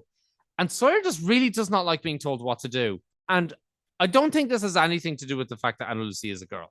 I think Sawyer would react this way no matter who it is. Yeah. Do you know what? I think it's because of their similarities almost. Game recognized game. She knows he's a troublemaker because she would be as well. Exactly. Like you could literally swap their characters. This would be the exact same scene. Yeah, no, sexism never even occurred to me, actually. Fair play to Sawyer. Like I didn't get that vibe at all. Like you said, you could reverse the roles, it would be the same. Are we giving points to Sawyer for not being sexist about this? No, we're just not taking away points for being sexist. Okay, I'll take it. So we cut back to another part of the jungle. We've got Locke and Charlie still discussing the hatch. Charlie is full of questions, which Locke is obligingly answering. Charlie's mostly just amused by the whole pushing a button thing. Yeah, he does ask about, you know, how does he sleep, which I've always wondered. This is voice of the audience right here, okay? You've got one man living on his own and he needs to push a button every 108 minutes or the world will end. Where does he sleep? When does he sleep? No wonder Desmond looks so mad. Like, fair enough, if you've got someone doing it, you can take shifts. But when he was down there on his own, he wasn't sleeping for more than 108 minutes at a time. The wide eyes, the scraggly hair, the beard, like John the fucking Baptist, wild as all fuck. Locke dismisses these questions, doesn't really answer them at all. He's like, well, I didn't get a chance to ask him, you know, before he effed off into parts of the jungle unknown. But he does tell Charlie that he's forming a system of shifts to push the button every 108 minutes, you know, shifts of 6 hours each, parties of 2, whatever. But he also says to Charlie, there's food and a record player. Gives him a fucking full horn. Yeah, Charlie can only be so erect. You know, if it wasn't the notion of a record player and music being there, it was the food. So this brings us straight to the next scene. We're on the beach. Charlie wanders up to Hurley, reveals that he knows about the food. Not the hatch, not the button. It's the food he wants to talk about specifically. And even before Charlie arrives, if it wasn't obvious to you before, it should be obvious now. Hurley's feeling pretty glum about this whole situation. Something's up with him. Do you know what I mean? Because he's like the end of his shift, the end of a hard day's work. He just wants to sit by a fucking palm tree and be on his own. He looks flustered. Poor old Hurley. He's not feeling the Mae West about this one way or another. Charlie sits down next to him, questions him about the food, and he says, "So you've got peanut butter?" And Hurley's like, "Yeah." And Charlie's like, "Give me some." And Hurley says no. And so this starts to sow the seeds of discord between them. Charlie's like, he wants the peanut butter. He says it's not actually for him, it's for Claire. It's for the baby. And this brings us back to that scene in season 1 where they're talking about peanut butter, imaginary peanut butter, and Charlie's practicing his fingering game, all this thing. And with his dirty, dirty fingers. Rank. But Hurley's under strict orders. He can't give anything to anyone, no exceptions. Okay. And Charlie just throws the most humorously childish tantrum here of, "You used to be cool, man." Every sort of anti-establishment cliche you can think of. He's like, you're the man now. Management. Yeah, you changed, man. You used to be cool. I don't know why my impression of him was Californian all of a sudden. "Hey, man, you used to be cool, man." You used to be cool, man. Well, you might as well with the shite he's spouting. But anyway, that brings us into another flashback centering on Hurley. Hurley and Guy, in my notes, Johnny, I believe his name is. Correct. So inconsequential. But Hurley and Johnny are in a record store. We don't give a fuck about Johnny, okay? They're in a record store or a CD shop, whatever the fuck you want to call it, music store, listening to Drive Shaft, which is a nice connection. Hold on, what did they call Drive Shaft? Drive Shit or something? No, he's more like Suck Shaft. Boom, roasted. Hi-oh. So they're listening to the CDs. They think Drive Shaft are a really shitty band. Hurley decides to go and chat to his friend Starla, I think her name is, behind the counter, and asks to try on some headphones. She's cute. She's a very cute girl. And Hurley is, I think, obviously interested.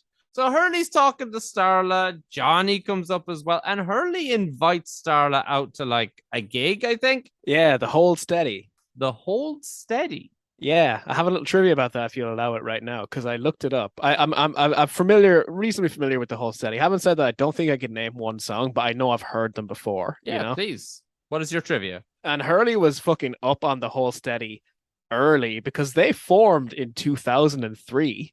And this flashback can't have been taking place any earlier than that. Or, no, definitely not later than 2004, right? So he was up on them early. They didn't even have their first album out until 2004, but conceivable that they were gigging then. Okay, local band maybe? No, they're from Minneapolis. Oh, fuck them. So, where was I? Oh, yeah. Hurley invites this Starla out to, what's the name of the band? The Hold Steady. The Hold Steady. And she says, "Oh, I can't do Friday night." And Hurley is a little bit heartbroken. She says, "But I can do Saturday night." And Hurley's like, "But the tickets are for Friday, bitch. Take it or leave it."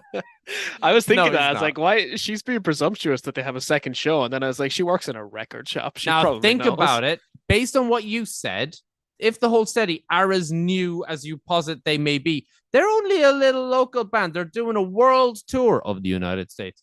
And they're only doing small little shows. Nobody knows who they are. Yeah. They're supporting bigger bands, maybe. Who the fuck knows, right? Either way, there's not a lot of people going, and there's plenty of availability for tickets on the Saturday night. And they're cheap enough that Hurley doesn't mind buying the tickets for the Friday night, dumping them and getting the ones on Saturday. I mean, he can afford it. Well, he fucking can now. But to finish off the flashback, she's totally down for it. She's all good with going on the Saturday night. And this is a nice little, bait and switch kind of. We think she's going to reject him, but no, she doesn't actually reject him. And Hurley's delighted. And as they're leaving the store, Hurley nearly taking half the fucking shop down with him, bumping into a fucking CD stand.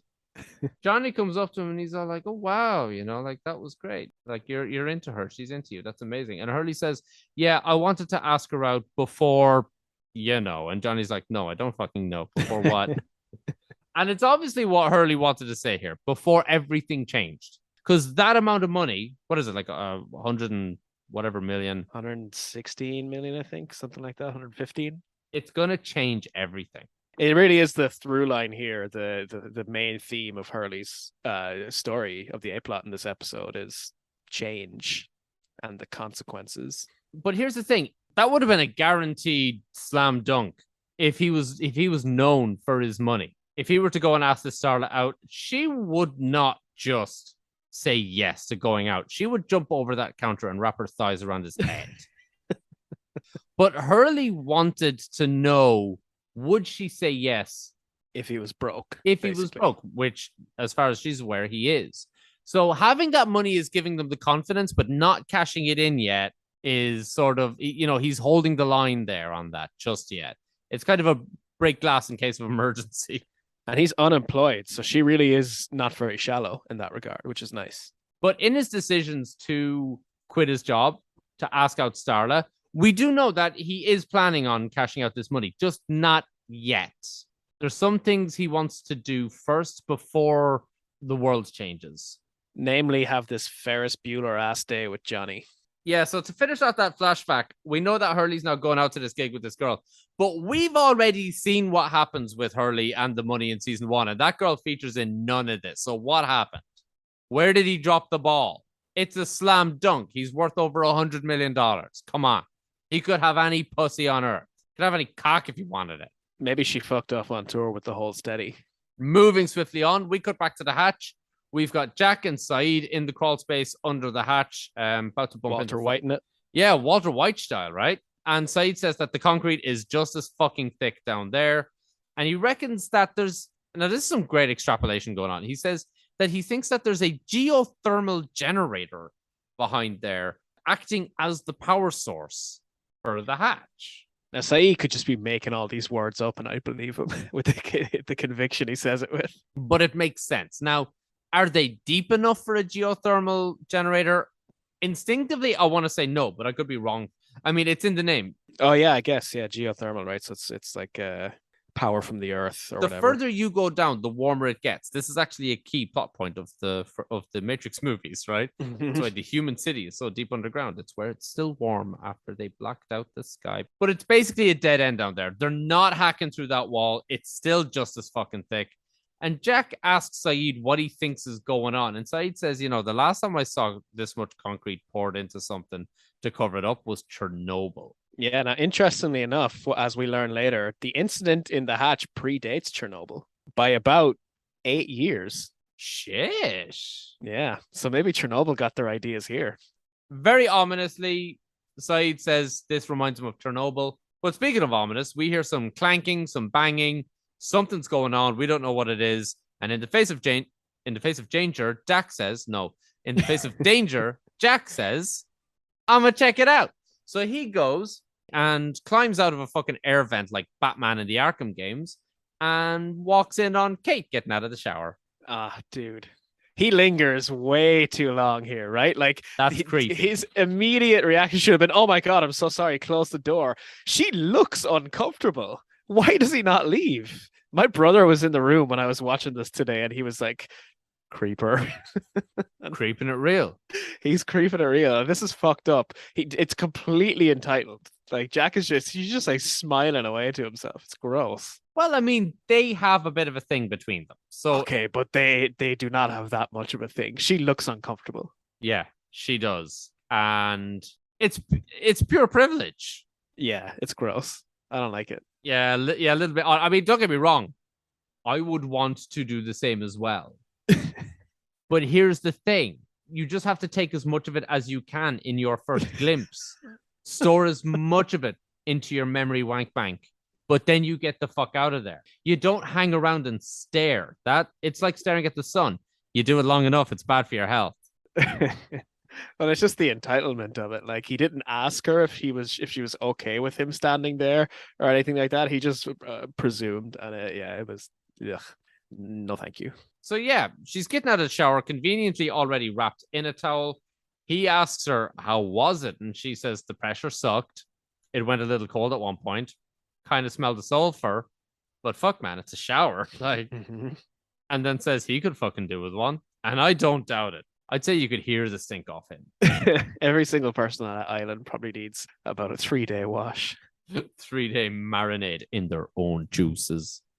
So we go from our hot, steamy shower scene back to the jungle, Sawyer and company, traipsing through with the other tailie survivors. We can start calling them tailies now, right? Yeah, they confirmed they were in the tail section, right? Last scene. We didn't need them to confirm. We know Ana Lucia from season 1. Blonde girl chatting to Sawyer introduces herself as Libby. Hey, I love Libby. We all love Libby. And if you don't know Libby yet, because you're one of the few people who has insisted on listening to us before watching Lost, like I keep saying, why?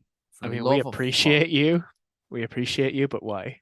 Exactly. But anyway, this girl introduces herself as Libby. We love her. If you don't yet, you will. Trust me. And confirms that there was 23 people in the back section of the plane that broke away. Who survived? Another number.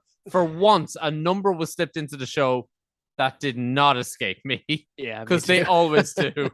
Mr. Echo asks if Sawyer's okay and says that, this was all just a big misunderstanding. And Ana Lucia is like, no talking. And Sawyer's like, he started talking to me. But anyway, she leads them up to a big metal door, similar to the back door to our hatch. Yeah, it looks very similar, doesn't it? I would say it's repurposed scenery. I would be willing to bet it. Could be. Because it's just generic metal door in a jungle. Okay, yeah. Cool. Yeah, you say metal. Is it not kind of like the structures looks like it's made of wood a little bit, doesn't it? I did not cop that. No, maybe I'm misremembering. Don't mind me.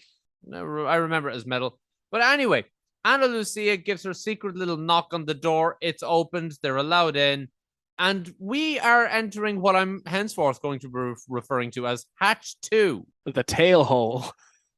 Because this, I feel like Hatch way oversells this thing. Like, it's a shithole. It really is. But this is very clearly another Dharma station because we see Dharma logos on the walls.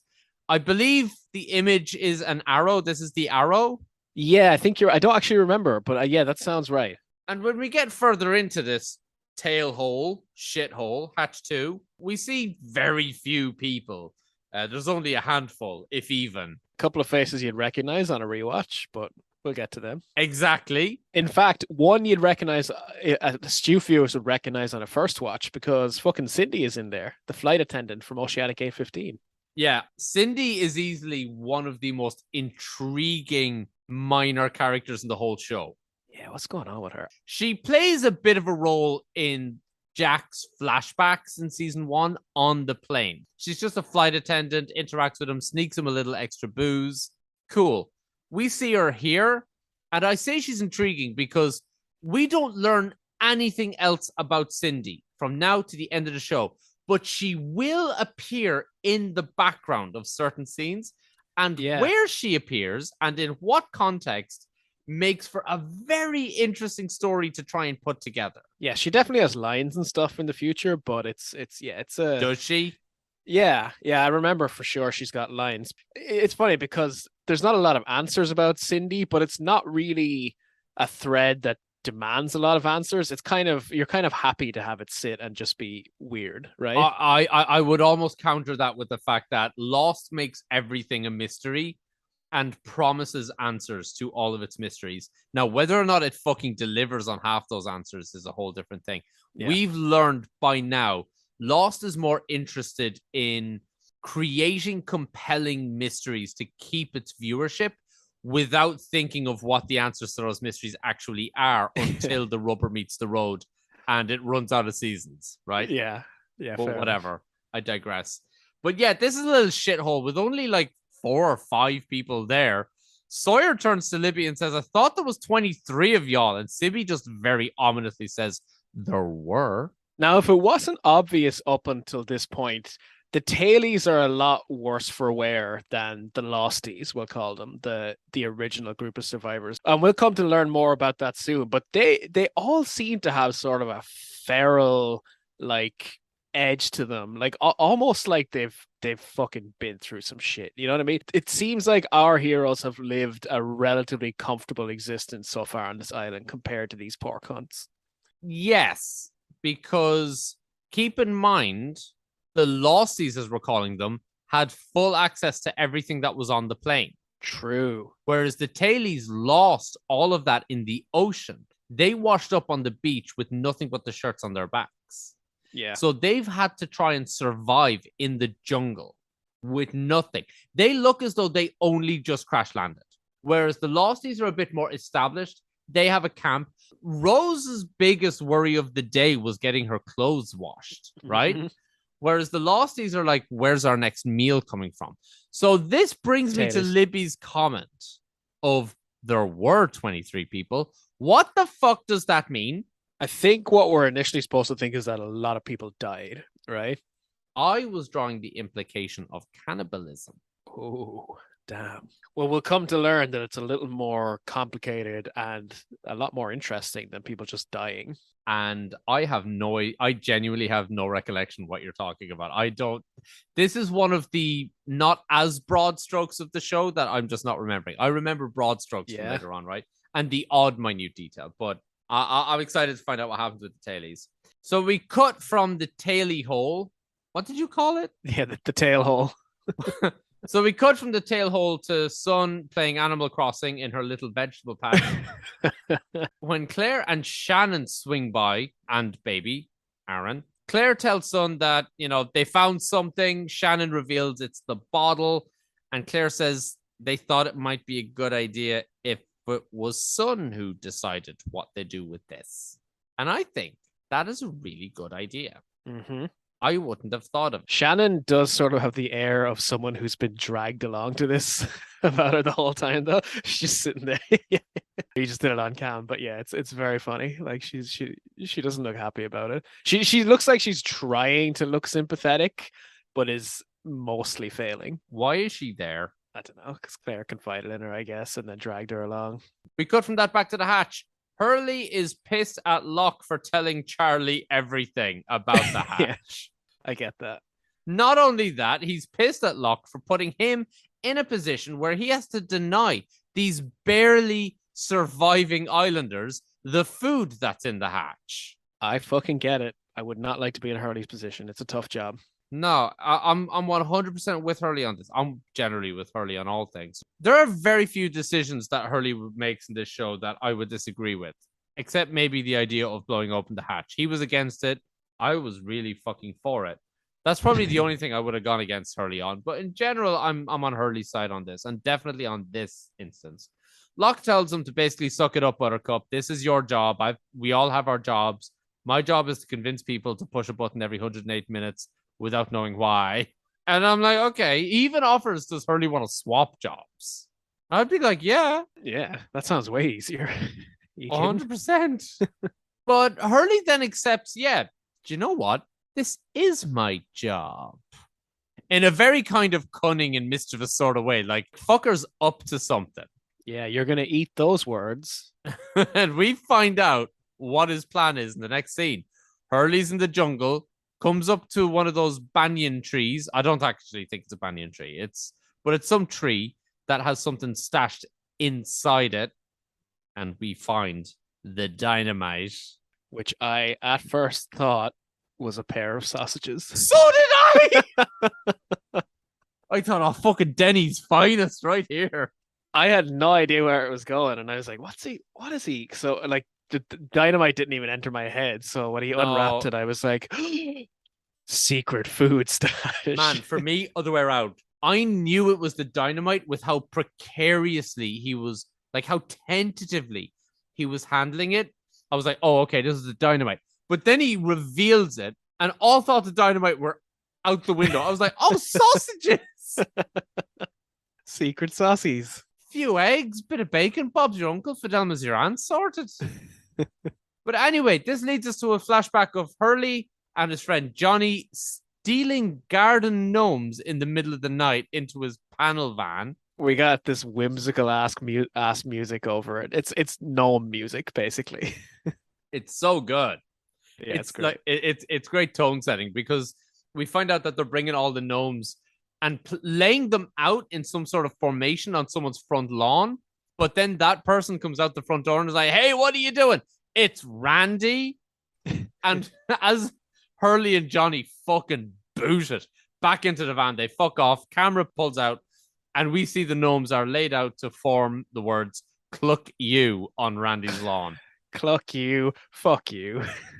That's lame. Beautiful. What do you mean lame? I don't like it. I thought it was hilarious. But they're having so much fun in this, even though they got caught and they're speeding away. They're having fun. Hurley makes Johnny promise that, you know what, man, no matter what happens, nothing happens to this friendship, okay? It's such a sweet, heartwarming moment. Crucially, he says, like, you and me will never change.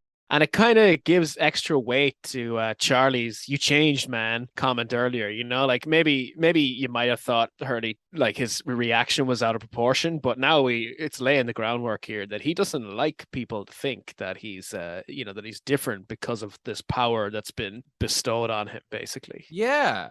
And he wants the friendship to stay the same because they're cool and they're having fun.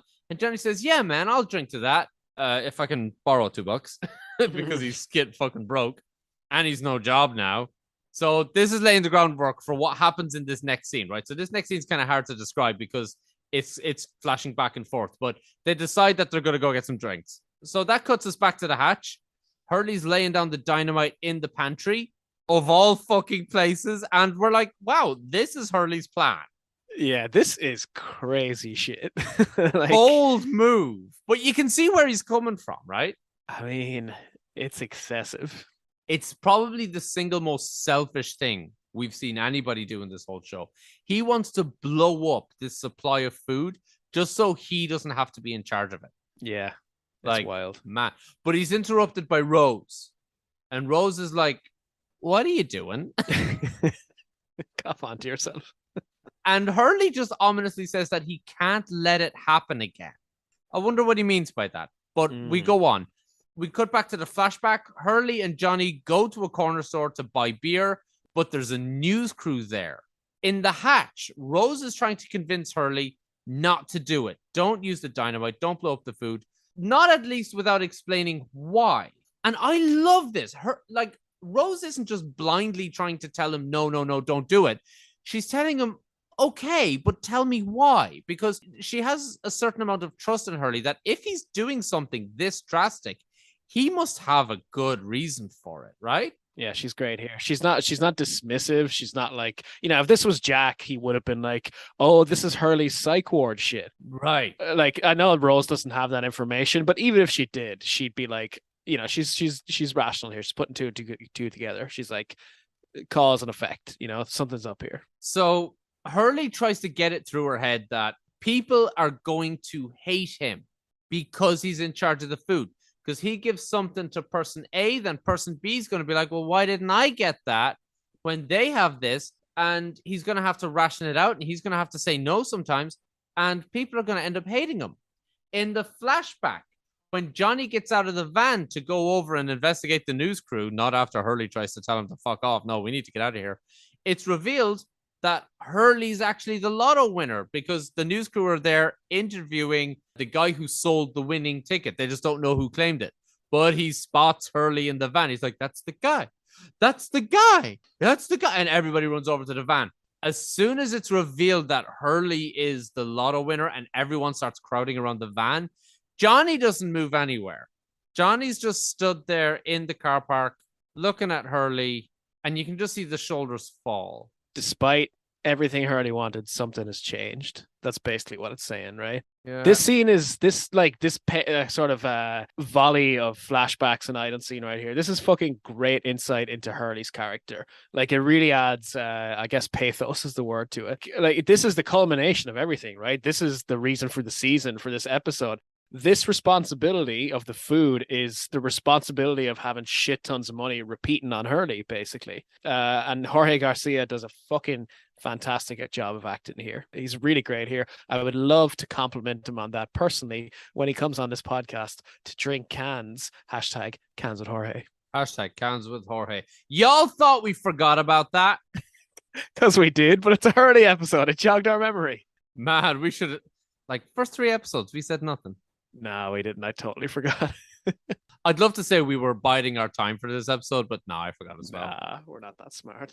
Maybe that means we're not as committed to this, huh? Well, we're just like the writers of Lost. We never plan ahead. Hey. So then we cut to the beach at sunset.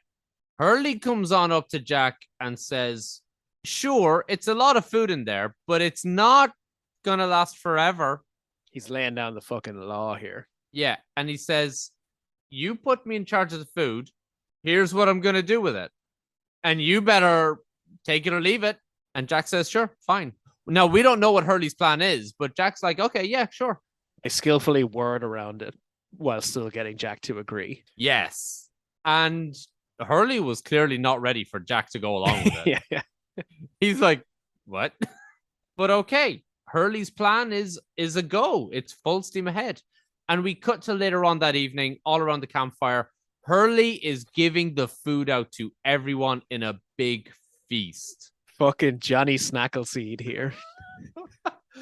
And like there's some great shots here.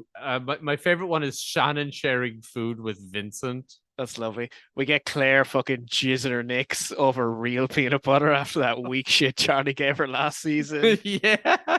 We get Jack and Kate absolutely horsing into. I don't even know what they're eating, but there's a shot of them kind of talking and laughing together, and Jack is like, like biting into a piece of jerky or something. Like it's fucking like it's the last scraps of food he'll ever have. Yeah, but the way it's shot, like in slow-mo and everything, this looks like stock footage of people eating while camping or something. It's just that kind of generic, looking at each other, smiling, like, oh. And then he goes to get some of her food and slaps him playfully on the hand with a fork. And it's like, oh, Yeah. And by the end of this scene, I think it's safe to say that everybody looks at camera, loves Hugo. Lost the Plot was filmed in front of a live audience. The cast just all hug each other. Wow. Round of applause. But yeah, all the survivors are now delighted and nobody hates Hurley. You could say that everybody loves Hugo now. And as if that wasn't a beautiful moment to end on, we do get a nice little coda to this episode. Yeah, meanwhile, while everyone's enjoying this feast by the campfire, Sun is out on the beach burying the bottle in the sand. Not the one I was talking about. I forgot that happened, but yes, go on. Yes, Sun is burying the messages in the bottle in the sand. And why do you think she's doing this? Yeah, do you know, I hadn't given this much thought, but I guess she's holding out hope. She doesn't want to spread hopelessness. Out of sight, out of mind. Yeah, I don't think there's much room for interpretation for it there. I think that's what it is. Mm-hmm. Right? But after that, speaking of your little coda that you were thinking of, yeah, we go to the tail hole. That name has stuck. And the tailies are discussing what to do. This older gentleman comes on up to Sawyer and co. and asks if there was a woman among their number by the name of Rose, and asking if she's okay. And, Sawyer just wants to confirm. It's like, black lady in her 50s. And he's like, yeah, that's her. And Michael says, yeah, no, like she's fine. And this man is just so incredibly thankful to hear those words. He's so moved. Yeah, at the news that this random Rose woman is alive and well. And he introduces himself as Bernard. Man, you know what? This scene got me way more than I was expecting. Like, do you know what I mean? I like I said, it's a coda. I kind of thought the Hurley thing had wrapped it up, and then they had this little scene, and I was like, oh, what's this? And it really hit me in the feels, to use a 2010 expression. Like it was an incredibly beautiful moment. Sam Anderson, I had to look it up because I thought his acting was so good. Sam Anderson is the guy who plays Bernard. And this little scene here, he does he makes up for lost time with this performance. He is absolutely incredible here. The sheer, tearful joy on his face is a beautiful thing. I really, really enjoyed this scene. Yeah. Something I thought of, and this was in my trivia section, but I am going to mention it here now, is that it feels as though the Bernard reveal is intended to shock the audience, because I think we were expecting him to be black. We are shocked and surprised to find out that Bernard is not black. And I can't speak on behalf of the whole audience, but I remember when I first watched this, I remember not only being surprised that Bernard's white, but feeling bad about the fact that I'm surprised 100%. Yeah, I've probably had that experience as well as a 15-year-old boy. Yeah, That is very funny, though. But man, to even make that scene so much sweeter, while the music is still going, we cut to Rose at the campfire feast, stashing away a candy bar for Bernard. Because she knows he's okay, and we, the audience, now know that Rose is not fucking crazy. Bernard is actually alive. It's amazing. Well, I mean, she is still crazy to think that he would be alive, right? But now we know that he actually is, and their reunion is going to be so sweet. It's imminent. And yeah, it's a lovely ending to a lovely episode, I have to say. So that was it. That was the episode. Any thoughts right now, Dave, before we go on? Do you know what? I like this episode, and it's interesting because there was minimal plot advancement in this episode. When you think about it, other than a tiny bit with the tailies, I guess, nothing really moved forward. And yet, I thought it had some great Hurley character stuff. I thought this episode was head and shoulders above the first Hurley episode, which I remember you were really positive about. I think you called it your favorite episode of the season on our wrap up with Lost in My 40s. I wasn't super into that episode. I thought it could have been better. This is the kind of character insight I wanted into Hurley. I love that the first episode attempted to do this. It attempted to bring him just beyond the jokester we know him as, and it was successful to a degree. This one fucking knocked it out of the park. I really liked this episode. I loved what it added, the depth it added to Hurley's character. It didn't bother me so much that the plot didn't move forward, because it was the other thing Lost does really well, which is character development. It was beautiful. I mean, I'm always going to be biased on a Hurley episode. Hurley's my favorite character in the entire show. Always has been, always will be. There are quite a number of close, and I mean close seconds. You know, fuckers like Desmond, Sawyer. Yeah, Sawyer. Doesn't come until a later season, but Lapidus. But anyway, always biased. Now, you say that this episode doesn't further the plot in any meaningful way or any big way. I would mostly agree, but it's not just with the tailies. In this episode, we have that trickle effect happening of more and more people finding out about the hatch. Yeah. Rose finds out about the hatch in this episode. She's actually brought down there. Charlie finds out about the hatch. Saeed already knew about it. Hurley's been brought down there in a previous episode as well now. Kate is down there. Jack is down there. Locke is down there. More and more people not only know about the hatch, but are getting their asses down into it. So this is the beginning of something big. The Jack and Saeed scenes, speaking of them lads, kind of filler. I mean, maybe a bit more of an overview of what we're dealing with this magnetic force, but really no super relevant new information. It just kind of solidified the importance of it, the significance of it. I don't know. Did it even? I feel like those scenes were filmed way later. That's interesting. Like, I feel, and the reason I say that is because I feel like this episode was filmed in its entirety, and then watching back on it, you know, the powers that be decided, you know what? There's not enough here to remind the audience of the mysteries that are happening. Or literally maybe even time. Like, they're like, we need to fill up another 5 minutes. Yeah, the total opposite. Yeah, just to fill time up. Those were added in because they don't really add anything except to remind us that there is a mysterious magnetic force down there and we don't know what it is. That's a great point about them being filmed later as well, because you could easily have filmed these scenes at any time without intending them for any particular episode and go, we can just drop these in whenever. I mean, like, to a point, you know, I think it would have been out of place if you had put them in towards the end of the season when they've been in the hatch for a while. But like at this point, it's like, of course they're going to have a look at that at some point. Why not now? It's 6 degrees of Kevin Bacon as to how it actually connects to the rest of the episode, because it ends with Jack climbing up from there into the shower scene. And we know that shower scene happens because Kate earlier grabbed the bottle of shampoo in the pantry where Hurley was doing inventory. So, whatever. Yeah, the whole thing was in service of making Jack look like a creep, I guess. Which he fucking is. And so with that, I think it's time for our own little musical moment here. What do you think, Dave? Want to go into the trivia? Let's do it, man. Hit me. Alrighty, full steam ahead.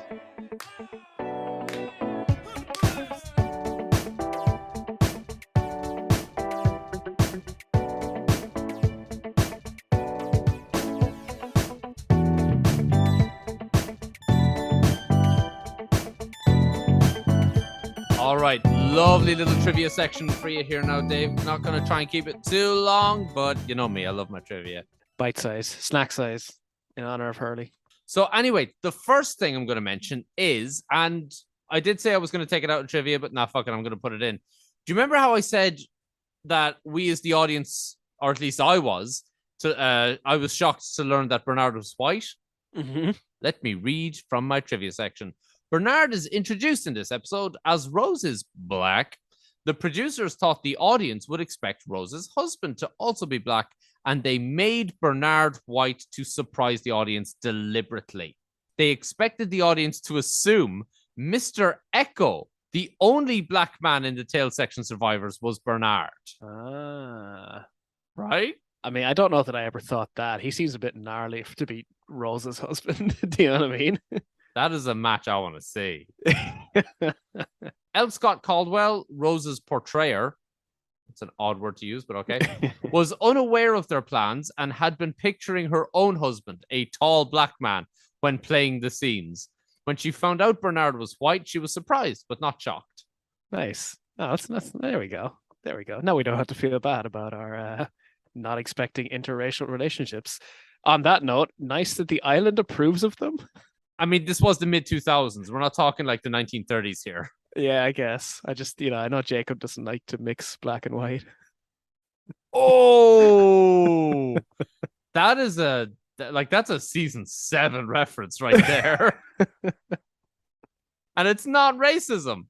Yeah, to be very clear. 2 things. There is no season 7. And 2, that I did not mean that racially. Oh, wait, it only goes up to season 6? Yeah. Come on, you know this. You know this. You think I remember this shit? Dude, I watched Lost in one continuous go, beginning to end. I do not remember what happened in each season. Just the broad strokes of the story in general. But anyway, moving on. Next trivia point. Walt's face can be seen on the milk carton from which Hurley drinks during his dream sequence. No way. Missing. Do you know what? That memory is echoing up from my mind now. I definitely knew that at one point, completely forgot it, and did not catch it at all in this episode. That's awesome. Next, when Saeed and Jack are discussing the hatch, Saeed notes that the last time he saw concrete poured over something in such a way was the Chernobyl disaster, the 1986 nuclear power plant explosion in Ukraine.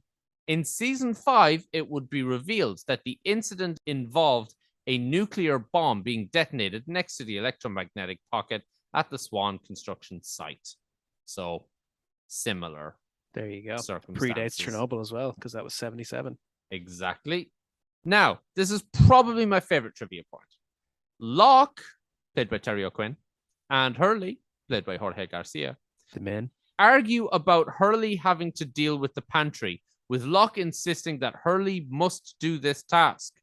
The irony is that Hurley owns the box company which Locke works at, making Hurley Locke's boss. Oh, damn. Yeah, I didn't even think about that. That's amazing. I would argue that this does not make Hurley Locke's boss.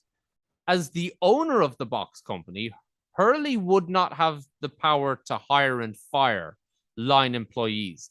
That's down to the management. Although Hurley could certainly lean on the manager if he was, an unethical businessman. Yes, absolutely. He could do that. He shouldn't, but he could do that. Mm-hmm. If Hurley leans on you. Ooh. Next trivia point. Jin is notable in that he is the only major character who was purportedly unable to speak English before arriving on the island. In Hurley's dream sequence in this episode, Jin speaks flawless American English, as actor Daniel Day Kim grew up in Pennsylvania.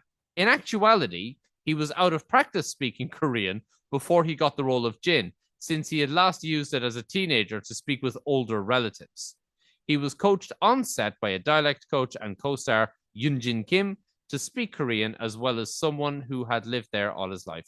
Yeah, we discussed this again. I think it was the season 1 flashback with Lost in My 40s. You mentioned Daniel Day Kim's bloopers, where he switches right back to his Pennsylvania, presumably, accent. Yeah, it's jarring, but it's so bizarre. It does add, yeah, like a level of surrealism to the dream sequence for sure, and in a very odd and unexpected way. Without a doubt. Next trivia point: Randy Nations, played by, I love this name, Billy Ray Gallion. Nice. Hugo's boss at the Mr. Cluck's Chicken Shack, was later John Locke's boss at the Box Factory, as seen in the episode Lost Walkabout. I held my tongue, but yeah, I picked up on this. The name gives it away. Randy. Yeah. It's unfortunate to hear that he was moving up in the world. I mean, if you know, again, our hierarchical ideas that are definitely problematic, but of like a fucking office job being sort of higher up the social ladder than a fast food job. Yeah, I hate that he's moving up that ladder. Yep. Now, I want to keep it moving. Next trivia point. Cynthia Waitrose, I'm not sure how to pronounce her last name, the actress who plays Libby, is added to the main cast in this episode. This is the last time until the series finale that a main character is added to the cast in an episode other than a season premiere. Whoa. Right? Who's added in the series finale? Cynthia Waitrose is as well. No way. I think a lot of people are. Yeah, because they have that comeback. Right? That feels weird to spoil, even though it's a spoiler podcast. I know, but still, certain spoilers feel weird to spoil. Yeah, they do. Right? It feels too heavy. Anyway, I'm just going to say the actor who plays Mr. Echo. I'm sorry, I can't. Him and Cynthia Waitrose are added to the credits in respectively the very first and the very last spots. Yeah. Adelaway, right? That's his first name. Adewale. Adewale. We can at least manage that. Yeah, Adewale. I can do Adewale. I hope that's correct. William Blanchett played the role of baby Aaron in this episode when he was 6 months old. Cute. He would later also play Aaron as a small child off the island from Eggtown onwards. The episode called Eggtown. No way. Same actor. That's got to be rare enough, right? That they bring babies back when they've aged up a little. That's cool. Yep. He is now a heroin addict. Are you serious? No, I'm not fucking serious. Okay, I thought that was trivia. It's a Macaulay Culkin joke. Yeah. Child actors. Unfortunately, yes. Before like 2008. And my final trivia point, when Hurley wins the lottery, the announcer on the TV says, "That's right, Mary Jo, because this is the 16th week without a winner." This is the voice of executive producer Carlton Cuse. Yeah, I had that exact same trivia point in the last Hurley episode. Fuck off, Dave. Hey, man, if Lost can recycle it, we can. You know? All right, man. So that's it for our trivia this week. But I'm not letting you off so easy. I got some goofs. Oh, hell yeah. You see, here's the thing I love about the goofs. It's mistakes made on camera that I miss entirely. Then I read about them. And now that they're highlighted to me, I love going back and seeing them. I was like, they fucked up. Multi-million-dollars in production, and they still make the shittiest mistakes. It must be amazing to be like your production manager or something there, and just to have your mistake immortalized on camera till the end of time. Well, I mean, these days there might be a mistake in the episode when it airs, but it's so easy to digitally correct and remaster now these days. They essentially airbrush it out, right? The one that always comes to my mind is the Starbucks cup in Game of Thrones. Have they airbrushed that out now? Oh, yeah. I wasn't aware of that. That's hilarious. You can only find that if you go to the internet now. To be fair, that is a crazy fucking oversight to leave someone's fucking Starbucks on a medieval set. What's even crazier is I wouldn't have seen it. I would not have seen that. Moving on to my goofs. Before Sawyer is retrieved, the pit is covered by leaves and surrounded tightly by tall grass. However, after, there is no leaves on top and there is a lot of bare ground surrounding the pit. The pit mysteriously changes fucking location. Like the hatch did in season 1. I was just about to say I said it once, I said it before, but we've said it several times. We'll say it again. Literally unwatchable. Literally. Man, I cannot go on with this shit. See you next week. Next goof.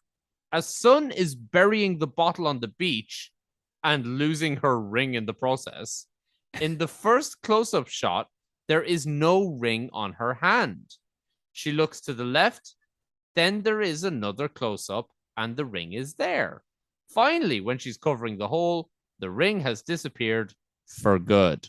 Listen, I don't think that's a goof because we know that magnet is doing wild shit on that island, okay? It's sending rings flying everywhere. Well, it fucking will. In the episode Exodus Part 2... Oh, God, I remember it well. Kate said that they used the entire length of the fuse, but in the scene with Hurley in the pantry, he seemingly has a full spool of wire. My final goof. If the pre-crash timeline is accurate, this places the flashback for this episode in 2003. The Hold Steady wasn't formed until 2004, therefore making it unlikely. I love the use of the word unlikely, that Hurley would be asking Starla to a concert by the band that didn't exist yet. Now, I'm going to call bullshit on that because their first album came out in 2004, but they did form in 2003. So that's it, guys. That's the end of the episode. We've gone through the events. We've seen all the shit happen. We've done the trivia, the goofs. If you want to hear or see more of us, interact with us in any way. You want to ask us questions. You want to tell us we're wrong. You want to tell us we sound like funny leprechauns. Check us out. Twitter, Instagram, @LostThePlotLads. We're on TikTok now, baby, @LostThePlotLads. You want to send us an email? You're old school like that? LostThePlotLads@gmail.com. But before we end things off, Dave, what is your theory this week? My theory this week is that Hurley didn't want Charlie to know about the hatch because he didn't want the record collection there to inspire him to write any more fucking songs. Oh! Suck shaft. Oh! Harsh words. Well, folks, you heard it here first. And remember, you have not lost anything until you've lost the plot. Good night.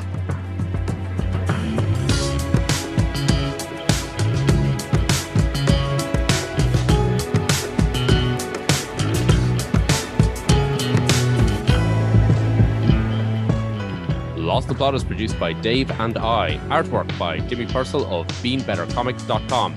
Music by Noel Brennan of No Exit. Check out No Exit wherever you stream your music.